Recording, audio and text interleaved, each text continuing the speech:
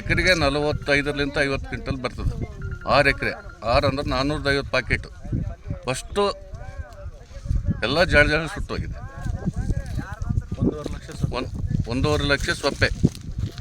ಎಷ್ಟು ಖರ್ಚು ಮಾಡಿದ್ರಿ ಟೋಟಲ್? ಅದಕ್ಕೆ ಒಂದು 2.50 ತನಕ ಖರ್ಚು ಮಾಡಿದ್ವಿ. ಈಗ ಎಷ್ಟರದ್ದು ಬೆಳೆ ಇದು ಟೋಟಲ್? ಇದು 10 ಲಕ್ಷ ಬೆಳೆದು.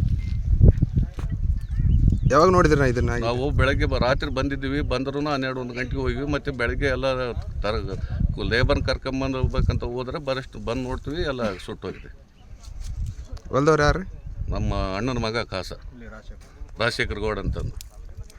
ನೀವೇ ಬಂದ್ರಿ ಇವತ್ತು ನೋಡಿ? ಇಬ್ಬರು ಬಂದಿವ್ರಿ, ಅವರು ನಾವು ಇಬ್ಬರು ಬಂದು ನೋಡಿವ್ರಿ.